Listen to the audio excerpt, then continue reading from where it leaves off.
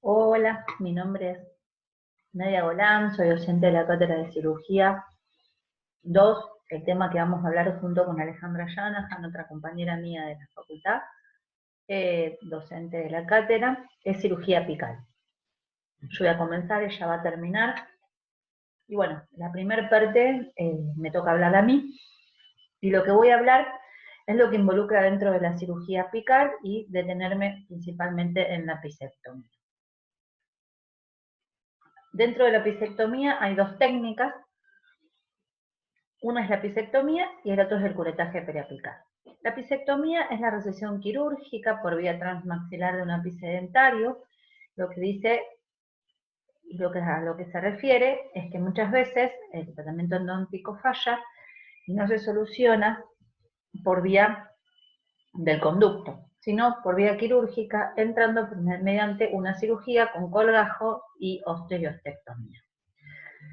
La idea es que para poder lograr el sellado, yo necesito cortar el ápice y sellar ese conducto. En cambio, la diferencia del curetaje periapical es solo eliminar el proceso patológico, pero no vamos a reseccionar el ápice dentario. El curetaje periapical tiene solo una indicación que generalmente se diferencia de la apicectomía, es cuando nosotros sabemos que tenemos un conducto totalmente perfecto y nos falla principalmente que se sobreobturó, o sea, se pasó el límite del foramen apical. El foramen apical es la terminación múltiple de pequeños vasitos que terminan el conducto y que si nosotros sobrepasamos ese límite, estamos llegando a estar dentro de la parte ósea. Eso genera continuamente una irritación, altera el ligamento periodontal, entonces genera que se forme como un proceso, pero nuestra endodoncia está correcta. Entonces, en ese caso, solo vamos a realizar el corte de ese conito sobreobturado, vamos a hacer el curetaje periapical, que limpiamos todo ese proceso, pero no cortamos el ápice dentario. Ya cualquier otra situación distinta, ya tendríamos que ir a la apicectomía. Nosotros nos vamos principalmente a detener en la apicectomía, que es lo que nosotros más realizamos. La apicectomía, ¿cuándo está indicada? Está indicada cuando hay un fracaso en el tratamiento endodóntico previo y es portador de prótesis fija. Es la típica indicación de este tipo de cirugía, donde el paciente tiene un perno y una corona. Sobre su corona, abajo hay un perno muy grande, muy difícil de poder eliminar muchas veces. Entonces lo que se realiza es, debido a que fracasó esa endodoncia, no se llegó a ese foramen apical, se tiene que lograr el sellado por vía quirúrgica, que ya lo vamos a ir viendo. La otra indicación, por complicaciones anatómicas. En este caso estamos hablando de desviaciones, de curvas, de desarrollo apical incompleto, de conductos calcificados. Generalmente nos llama el endodoncista para que terminemos nosotros de lograr ese sellado de ese conducto, ya que por medio de los conos de gutta-percha y el sellado que debería haber normal no lo puede lograr si hay una desviación radicular o hay una terminación calcificada. Siempre que la localización sea en el ápice radicular, podemos realizar nuestra cirugía y lograr que la pieza dentaria continúe en boca. La tercera opción es errores en el procedimiento de la endodoncia. Generalmente es cuando la endodoncista sufre algún problema, como alguna perforación, alguna falsa vía, si sobreinstrumentó, sobreobturó, quedó corto el conducto. Entonces son situaciones que al fallar mi tratamiento endodóntico, yo necesito realizar la terminación mediante el proceso de apicectomía. Nosotros sabemos que la apicectomía va a tener éxito si logra el sellado apical por vía quirúrgica. Lo que queríamos explicar anteriormente, que esta es una paciente que tiene una corona, un perno, un tratamiento endodóntico y fracasó nuestro tratamiento endodóntico. Entonces, en la parte del foramen apical, que son las múltiples terminaciones nerviosas, encontramos la formación de un proceso patológico crónico. Ese proceso periapical crónico se puede reagudizar y hacer aparecer el pus por la cavidad que es cuando se genera ese caminito que es la fístula hacia el exterior para poder lograr eliminar ese proceso agudo. Esto sería después de nosotros realizar la apicectomía con la posibilidad o no de colocar un injerto. Es principalmente una imagen de información, ya que ustedes no hacen endodoncia y no se ubican bien exactamente dónde estaría nuestro tratamiento de conducto, que es esto en rosa, el perno y la corona. Es más que nada para información. ¿Cuándo está contraindicado? Son dientes no restaurables, un diente que no tiene posibilidad de restauración, ya sea porque la corona está destruida, ya sea porque hay caries radiculares, porque el largo de la corona es mayor al largo de la raíz, esa pieza dentaria va a extracción. Está contraindicado realizar una apicectomía. ¿Sí? Dientes con fractura longitudinal o cualquier fractura que no se ubique en el tercio apical también va a extracción dentaria. Dientes con enfermedad periodontal avanzada, ya sea una mínima movilidad, no está indicada la realización de la apicectomía porque generalmente aumenta durante un tiempito la movilidad hasta que se forme nuevo hueso y podemos llegar a perder la pieza dentaria. Ya sea de grado 1, 2 o 3, no se debe realizar esta cirugía con movilidad dentaria. Enfermedades óseas, hablamos de enfermedad de Payet o alguna enfermedad más directa del paciente, que hace que no podamos, digamos, realizar ningún tipo de cirugía sobre su hueso. Y aparte de contraindicaciones, tenemos limitaciones o precauciones. Yo lo llamo precaución más que limitación. Una de esas es hacer cirugía por hacer, que es el uso indiscriminado, que es cuando nosotros realizamos la cirugía y podríamos haber hecho un retratamiento de conducto. Lo que quiero dejar bien en claro es que siempre que podamos extirpar el perno y la corona o podamos realizar un retratamiento de conducto, esa es la primera medida que tenemos que optar. Si esa medida no se logra, ya podemos ir a una segunda opción, que es la vía quirúrgica, esta apicectomía. Alteraciones sistémicas momentáneas, cualquier cirugía que uno aborde y el paciente no esté normalmente su sistema inmune normal, ya sea o presión alta o diabetes mal controlada, no se puede realizar ningún tipo de cirugía, no solamente la apicectomía. Se soluciona el paciente y se realiza la operación. Factores del paciente, muchas veces hay alteraciones psicológicas, emocionales momentáneas del paciente que está pasando una situación muy grave, o que no haya dormido, que haya pasado una semana con mucho dolor, con mucha alteración, eso tampoco nos ayuda, es una limitación, no una contraindicación. Y factores anatómicos locales, lo más que voy a remarcar es la cercanía con las piezas y las estructuras nobles vecinas. Hablamos, por ejemplo, del seno maxilar, el conducto dentario inferior. Si nosotros tenemos que tener por lo menos una separación de 3 milímetros para poder realizar este tipo de cirugía. Y estar muy limitados con la mano porque corremos el riesgo de poder abordarlo. ¿Sí? Bueno, una vez que nosotros hablamos de las indicaciones, contraindicaciones, lo que más nos importa es qué estudio necesito yo hacerle al paciente para saber que puede realizarse ese tipo de intervención. El primer estudio es un estudio clínico y siempre acompañado de un estudio radiográfico. Todo la realización que hagamos en el paciente lleva un estudio clínico y radiográfico. Lo que nosotros vamos a ver en primera instancia es una imagen. Acá me hace mucopurulenta, elevación del fondo del surco, tiene una corona, es un paciente que tenía dolor a la percusión. Es una situación así nos vamos a encontrar en el consultorio. Entonces ya me hace pensar que este tipo de lesión en el ápice de una pieza dentaria que ha fracasado mi tratamiento endodóntico. Y vamos a realizar el estudio preoperatorio, dentro de ellos el estudio clínico, donde ¿qué vamos a encontrar en el paciente? Dolor a la percusión, dolor a la palpación, el paciente siente como la sensación de diente alargado, que es cuando se le llama periodontitis, tiene una pequeña movilidad, posiblemente fístula o no, el típico granito que se ve a la altura del ápice, puede doler en forma espontánea también.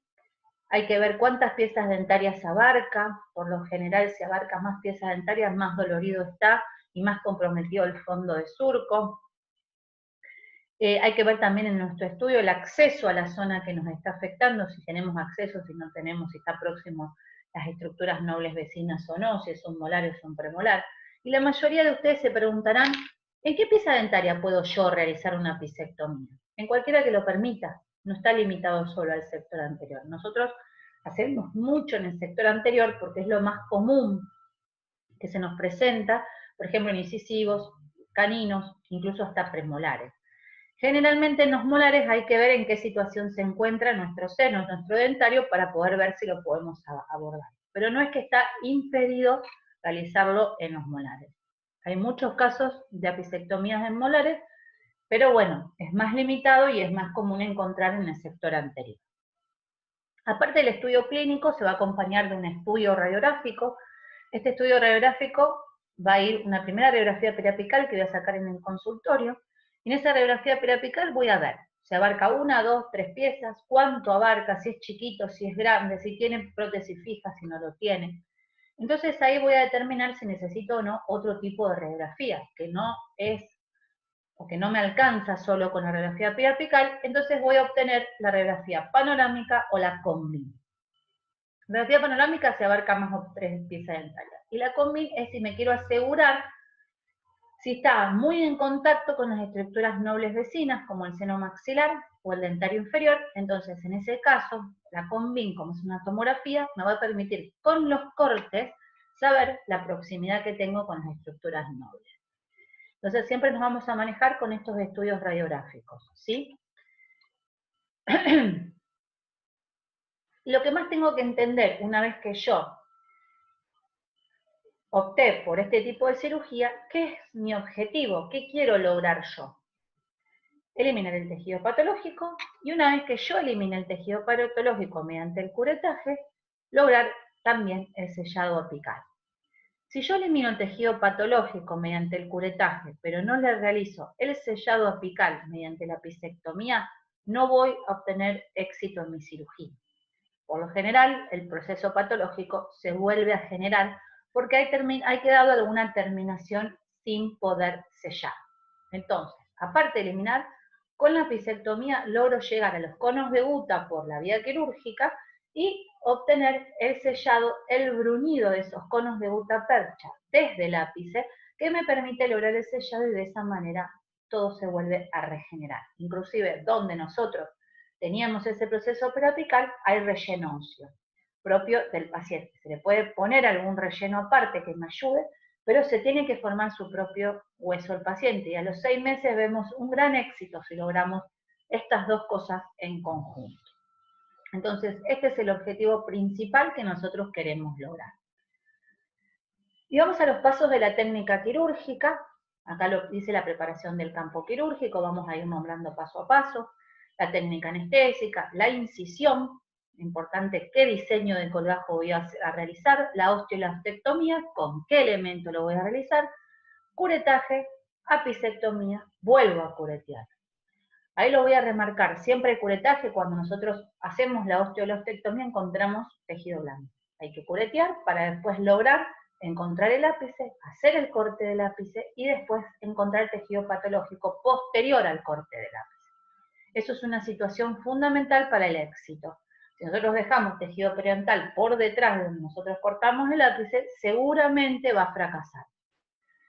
Preparación de la cavidad o no, si va a necesitar una obturación retrógrada o el sellado solo de los conos de gutapercha, si se hace la obturación retrógrada, si se rellena con injerto óseo o no, la reposición y la sutura. La preparación del campo quirúrgico. Yo voy a desinfectar bien la zona con Pervinox como haríamos para realizar una extracción dentaria común. Preparamos nuestro campo, nuestra mesa quirúrgica. Vamos a aislar el aislamiento del campo, preparamos la besa, nos lavamos la mano y esto es lo más importante que necesitamos hacer. ¿Por qué? Hacemos morder rollos de gasa que me va a permitir extender, que nos va a permitir aliviar la musculatura para que podamos llegar bien a fondo de surco y trabajemos cómodo. Nosotros no necesitamos, como abordamos por vestibular, no necesitamos tener apertura bucal. con el simple hecho de relajar todo lo que es la musculatura, el tejido se aliviana y nos permite extender bien el tejido y poder ver bien. Es una cirugía de los 1000 detalles, donde nos complica muchísimo poder lograr en el campo tan pequeño una exactitud muy marcada, porque si no podemos fracasar. Entonces tenemos que estar bien astutos, bien cómodos y observando muy bien. Esta es la situación de nuestro aislamiento para lograr trabajar con comodidad. La técnica anestésica es la técnica anestésica para hacer una extracción dentaria de la misma manera, tanto los dentarios, por palatino, por lingual, de la misma manera se anestesia, por más que nosotros abordemos por vestibular, también vamos a bloquear los palatinos en el paladar y el lingual, porque por el toqueteo podemos llegar a tocar parte de la mucosa del paladar. Así que hacemos una técnica anestésica similar para las extracciones. En la incisión, ahora vamos a hacer nuestro colgajo. Ya tenemos aislado, ya tenemos preparado la mesa, ya bloqueamos la técnica anestésica, listo. Nos pusimos cómodos, ahora hay que trabajar. Entonces el colgajo tiene que ser un colgajo de espesor total, mucoperióstico, tenemos que llegar al hueso. El periósteo se desprende con la encía. Tenemos que saber la forma y el tamaño. Dentro de la forma y el tamaño, que tenga un absceso óptimo, que yo logre trabajar cómodo, que favorezca la cicatrización, que se apoye sobre tejido sano, sobre hueso sano, no se umbilique, porque si se umbilica la cicatrización es defectuosa. Asegurar una irrigación continua para que no se necrose, y el tamaño o el tipo de colgajo va a depender según la cantidad de piezas dentarias que involucre nuestro proceso. Además de saber la forma y el tamaño del colgajo, tenemos que ubicar nuestro ápice. Tenemos que saber cuál es su largo, el largo de la raíz, y el tipo de proceso en el que estoy trabajando, ¿sí? Y para ubicar el ápice dentario, se coloca un cono de gutapercha, que se observa radiolúcido en la placa radiográfica, y se lo pega a la corona de la pieza dentaria y se lo pega en la encía a la altura de donde supuestamente nosotros pensaríamos que estaría nuestra raíz. Se hace una placa radiográfica periapical chiquitita y vemos si estamos cerca o no de la ubicación según la imagen de ese conito en la radiografía. Así es la forma más rápida y sencilla para lograr la ubicación de nuestro ápice. Esto porque el endodoncista nos puede mandar el largo de nuestra raíz, si nosotros lo conocemos y es un endodoncista que nosotros trabajamos comúnmente, nos dice, mide la raíz 22 centímetros. Entonces, ¿nosotros qué hacemos? Medimos con el cono de dónde estaría la punta de la corona, que es donde él terminó el tratamiento de conducto, hasta donde está el ápice de la pieza dentaria, y así nos dice, mide 23. Entonces, nosotros medimos 23 y ahí marcamos dónde estaría nuestro ápice. Si no tenemos acceso a la información del endodoncista, ya podemos utilizar la técnica del cono, pegándole el cono por fuera y dándonos una idea aproximada de dónde está nuestro ápice. Entonces, una vez que tenemos idea el tipo de colgajo que vamos a hacer y dónde está ubicado el ápice, voy a comenzar a realizar el colgajo. Dentro de los diseños del colgajo, los colgajos que se utilizan específicamente para la apicectomía es el colgajo de Parch y el de Wahmo. Son los dos más utilizados hoy en día para poder resolver esta técnica, para poder llegar al ápice de la pieza dentaria. El colgajo de Parch se realiza con hoja de bisturí los tres, el de Neumann también cuando abarca más piezas, pero bueno, el colgajo de Parch es un colgajo semilunar, bien redondito, es bien pequeño, alejado 5 milímetros del margen gingival. Con la hoja del bisturí se hace un pequeño semicírculo, tiene que ser un proceso pequeño, una pieza dentaria pequeña, porque es un colgajo que es chiquito en amplitud. Se va a levantar y se va a desplegar el colgajo hacia arriba, y si no tenemos el Wahmo, que es el colgajo que yo en día considero el más utilizado, que son dos compensadoras, una lineal, que no termina en ángulo como hice acá rectos, sino termina en ángulos redondeados. Donde hay ángulos rectos, acuérdense que puede necrosar y dificulta la irrigación, una de las condiciones que tenía que tener nuestro colgajo. Tiene que estar a 5 milímetros del margen gingival. Estos son pacientes para portadores de prótesis fija, que es lo más común que vamos a encontrar. Entonces no tenemos riesgo a los defectos estéticos y la cicatrización me queda mucho más elevada.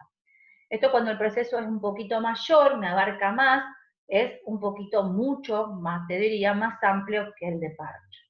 Y ya cuando el proceso es mayor, abarca muchísimas piezas dentarias o no hay prótesis, podemos utilizar el colgajo de Neumann, que son 2 compensadoras de fondo de surco a lápiz, a la papila, y una lineal abarcando las piezas dentarias. El de Neumann ya lo conocen, y es nuestros colgajos que utilizamos para pisectomía, y es lo que nosotros vamos a intentar realizar previo cuando nosotros hicimos nuestro estudio. ¿Cuál de estos 3 vamos a utilizar? En este caso mostramos en el decolado uno de Wasmund, ¿sí? Compensadora lineal, 5 milímetros del margen óseo, y nuestro decolado va a comenzar en la unión del ángulo, como el de Neumann, como el angular, como cualquier colgajo que tiene una compensadora. Ahí empezamos a decolar, vamos a tratar de exponer todo esto hasta lograr ver la parte ósea con un decolador, y una vez que obtenemos nuestro colgajo, nuestro ayudante va a extender el labio. Esto está mal, que está con la boca abierta, que no tiene nuestra gasa, pero bueno, el paciente a veces logra, en la situación y en la fuerza que uno realiza, abre su boca. Y después vamos, una vez que nosotros ya tenemos nuestro colgajo, que en este caso es mucoperióstico, encontramos el hueso. Y hay 2 opciones, la tabla soplada o la tabla intacta. La tabla soplada es cuando yo ya tengo una pérdida ósea debido al caminito que logró labrar nuestro proceso infeccioso, el pus, hacia el exterior. Entonces me reabsorbió el hueso a la altura de donde está ese proceso, y yo lo que hago, que es acá, yo lo que hago es ampliarlo. Ampliar la ostectomía, que generalmente utilizamos turbinas, pero también se puede realizar con instrumental manual. Y la tabla intacta es cuando yo abro, pero no hay pérdida ósea de ningún tipo. Entonces, ahí podríamos comenzar con instrumental manual y terminar con instrumental rotatorio. Se hacen las marcas y se extrae el huesito. Por lo general utilizamos turbinas, una fresa bien redondita, pequeña, que no me desgaste de más, y lo único que me permita es realizar la extracción del hueso para poder encontrar mi ápice dental. ¿Sí? El instrumental, estos son sacabocados, esta es la pinza ubia, estos son sacabocados, que lo que permite es extraer hueso en bloque, tac, como cortando. Eso lo utilizamos muchas veces para terminar de hacer nuestra osteoostectomía. Usamos el manual con el escoplo, el gubia, y nuestro instrumental rotatorio con turbina y fresa redonda extra larga, pequeña. Ahí está nuestra fresa, ahí está nuestra pieza de mano, y la idea es aumentar la ventanita que ya se había generado, o generar una ventanita para exponer nuestro ápice. ¿Cuánto voy a sacar? 3 milímetros. Voy a sacar todo lo que sea por vestibular y voy a tratar de extenderme mesial un poquito para poder trabajar con amplitud. Y me voy a encontrar con esta situación. Me voy a encontrar con una osteoostectomía que me permita encontrar, ¿qué vamos a encontrar posterior? Tejido periapical.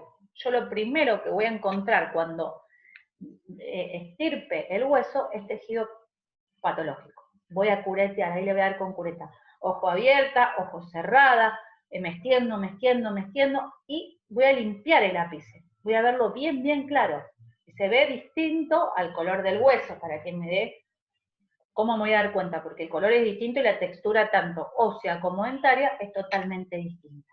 Recién ahí voy a estar preparada para realizar el corte del ápice, que lo va a hablar Alejandra Shanahan, y después voy a volver a curetear la parte posterior, que es la que me va a permitir que se elimine absolutamente el proceso periapical y con el corte del ápice a la altura que sea necesario, siempre no más del tercio apical, poder lograr el sellado apical. Y lo que marca acá es, en principal, cómo voy a encontrar el ápice, de qué manera puedo realizar la osteo y la ostectomía. Puedo usar esta fresa así, así o así. La idea, ves que dice identificador del ápice mediante medición sobre una radiografía intraoral. Acá lo que está haciendo es, en la primera imagen, es medir con una lima, que también se puede hacer, en vez de con un cono de gutapercha pegado al diente, se mide. Una vez que medí, entro en forma perpendicular, en forma paralela, logro eliminar el procesito ese y después entro en forma perpendicular para eliminar la parte ósea y exponer el ápice dentario. ¿Sí? Bueno, espero que haya sido útil. La idea sería que ustedes terminen de entender la idea cuando termine Alejandra sobre la parte, digamos, más importante del corte del ápice y la obturación retrógrada, y de esa manera logremos el éxito de nuestra cirugía. Cualquier consulta, están los grupos de WhatsApp con los profes, y ahí van a poder determinar y van a poder asegurarse de las dudas que tengan. Un saludo.